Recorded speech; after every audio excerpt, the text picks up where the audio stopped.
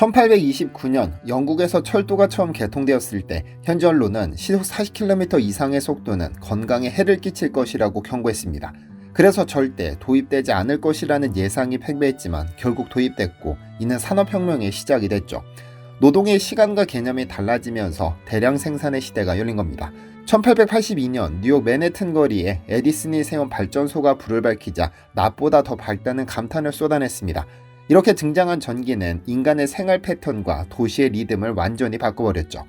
2007년 스티브 잡스는 아이폰을 공개하며 선언했습니다. 이제 주머니 속에서 세상을 연결하겠다. 당시 마이크로소프트 CEO였던 스티브 발머는 이에 대해 아이폰은 너무 비싸고 비즈니스 고객에게 맞지 않는다고 일축했습니다. 노키아와 블랙베리 등 당시 휴대폰 업계 강자들도 스마트폰, 특히 터치스크린 방식에 회의적이었습니다. 그러나 역사는 이 혁신을 받아들이지 못한 기업은 몰락하고 변화에 올라탄 기업만 살아남는다는 것을 증명했죠. 그리고 지금 인류는 또 한 번 혁신의 문턱에 서 있습니다. 바로 인공지능 시대입니다. AI 시대에 인간의 내 역할을 담당하는 것이 GPU로 불리는 그래픽 처리 장치인데 쉽게 말하면 GPU 없이는 최첨단 AI 혁신을 따라갈 수 없다는 뜻입니다. 그 중심에 선 기업이 세계 시가총액 1위까지 오른 엔비디아죠. 그런데 현재 엔비디아를 잇게 한 것이 한국의 PC방이었다는 사실을 아시나요? 안녕하세요, 디스멘털입니다. 얼마 전 한국을 방문했던 엔비디아의 젠슨 황은 모든 것은 여기 한국에서 시작됐습니다라는 상당히 인상 깊은 말을 남겼습니다. 그의 외침은 25년 전 엔비디아라는 이름조차 생소했던 벼랑 끝의 회사가 어떻게 한국의 PC방과 게임 문화 덕분에 살아남았는지에 대한 하나의 역사적 고백이었습니다. 어떤 일이 있었던 것일까요? 엔비디아의 시작은 1990년대 중반 실리콘밸리의 작은 회의실이었습니다. 대만 이민자 출신의 젠슨 황을 포함한 3명의 엔지니어가 의기투합해 창업했고 목표는 3D 그래픽의 표준을 만들겠다는 것이었죠. 그러나 현실의 벽은 높았습니다. 엔비디아는 그래픽 칩 시장에 뛰어든 36번째 후발주자에 불과했으니까요. 야심차게 출시한 첫 제품 NV1은 처참한 실패로 끝났고 회사는 금세 파산 위기에 몰렸습니다. 젠슨 황은 훗날 이 시기를 떠올리며 우리에게 남은 시간은 6개월뿐이었다고 회고했는데 실제로 엔비디아는 1996년 당시 한 달치 급여를 지급할 현금밖에 남지 않을 정도로 궁지에 몰려 있었습니다. 이런 절체절명의 순간 의외의 구원투수가 나타났습니다. 일본 게임 회사 세가가 차세대 게임기 드림캐스트의 그래픽칩 개발을 엔비디아에 맡기며 $500만 투자한 것이죠. 덕분에 엔비디아는 간신히 숨통을 틔웠고 차기 제품 개발에 박차를 가할 수 있었는데요. 이 무렵 젠슨 황에게 한 통의 편지가 도착합니다. 발신자는 삼성그룹의 고 이건희 회장. 황 회장은 훗날 인생 처음 받아본 한국에서 온 편지, 모르는 분이었지만 아주 아름답게 쓰인 손편지였다고 회상합니다. 그 편지에는 한국의 미래를 위한 거대한 비전 3가지가 담겨 있었는데 첫째, 전국을 초고속 브로드밴드 인터넷으로 연결한다는 것. 둘째, 기술 발전을 이끌 핵심 응용 분야로 비디오 게임 산업을 육성한다는 것. 셋째, 세계 최초의 비디오 게임 올림픽을 개최한다는 것이었습니다. 젠슨 황은 이 편지를 받고 처음으로 한국이라는 시장을 인식하게 되었다고 하죠. 훗날 편지 속 구상은 모두 현실이 됐습니다. 2000년 6월 프로게임단 칸을 창단하고 같은 해 10월 월드 사이버 게임즈라는 e스포츠 대회를 개최했으니까요. 이처럼 한국은 젠슨 황에게 기술과 문화가 만나는 실험장으로 각인됐고 엔비디아의 운명을 걸 차세대 그래픽 칩을 선보일 시장으로 한국을 주목하게 됩니다.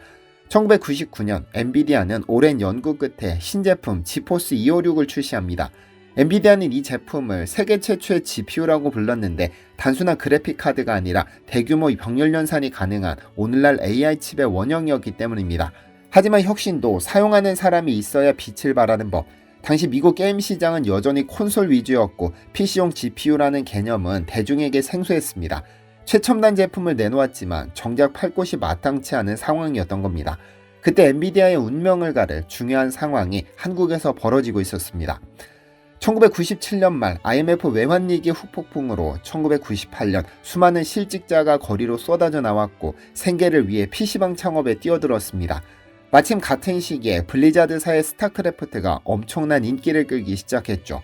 남녀노소 가릴 것 없이 스타크래프트에 빠져들었고 전국 골목마다 PC방의 네온 사인이 불을 밝혔다 해도 과언이 아니었습니다.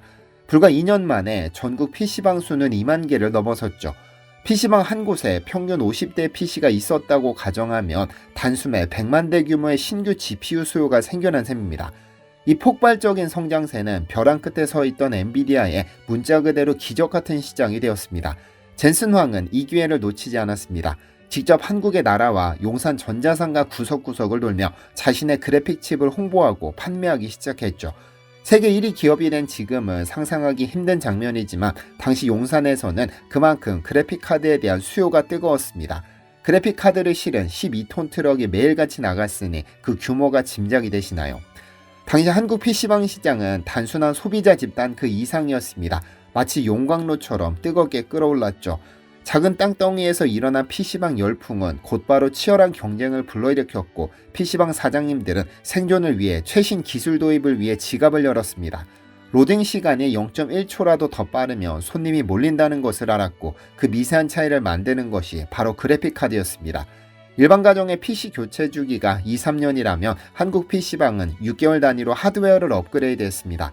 여기에 스타크래프트를 필두로 한 e스포츠 문화는 기름을 부은 격이 되었고 그 결과 엔비디아는 안정적인 수익을 얻음과 동시에 세계에서 가장 빠른 실시간 피드백을 제공받으며 성장할 수 있었습니다. 젠슨 황이 열심히 그래픽카드 홍보를 위해 뛰어다녔던 용산 전자상가가 훗날 인류 AI 혁명의 출발점이 된 겁니다. 결국 엔비디아가 세계 1위 기업으로 올라설 수 있었던 원동력은 최첨단 기술뿐만은 아니었습니다. 그 배경에는 한국인의 치열한 경쟁심과 독특한 빨리빨리 문화가 있었습니다.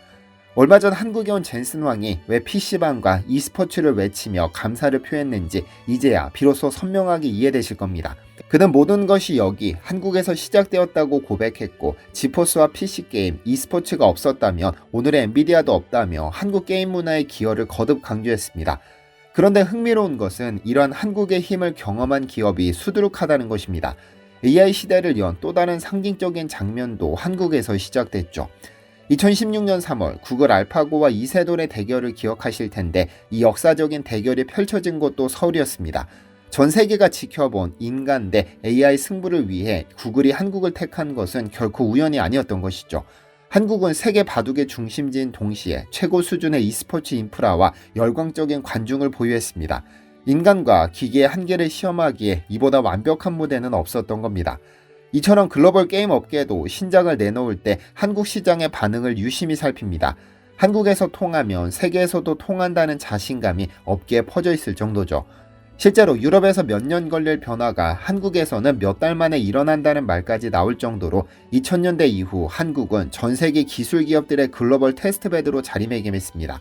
그래서 글로벌 AI 거물들이 앞다퉈 한국을 찾고 있는 것도 전혀 어색할 것이 없습니다. 엔비디아는 이미 한국에 26만 장의 최신 GPU 공급을 약속했고 챗 GPT의 아버지로 불리는 오픈AI 샘 올트먼도 방안에 한국을 AI의 핵심 거점으로 지목했습니다. 세계 최대 자산운용사 블랙록의 CEO 역시 한국을 아시아 AI 허브로 만들자며 대규모 투자를 예고했습니다. 미국 데이터 분석 기업 팔란티어의 CEO 알렉스 카프 역시 하드웨어 강국 한국과의 결합이 가져올 시너지를 높이 평가했습니다. 이 모든 움직임의 저변에는 한국의 탄탄한 제조업, 반도체 역량과 특유의 빨리빨리 문화가 있습니다. 다시 말해 한국이야말로 글로벌 기업들에게 최적의 기술 실험 무대임을 증명하고 있는 것입니다. 앞으로 열릴 또 다른 AI 시대, 한국은 또 어떻게 세상을 바꿔놓을까요? 시청해주셔서 감사합니다. 디시멘터리에서는 여러분의 제보를 기다립니다. 제 채널에서 다뤘으면 하는 뉴스 또는 널리 알려졌으면 하는 영상은 디시멘터리 네이버.com으로 제보해 주시면 소중히 제작하겠습니다.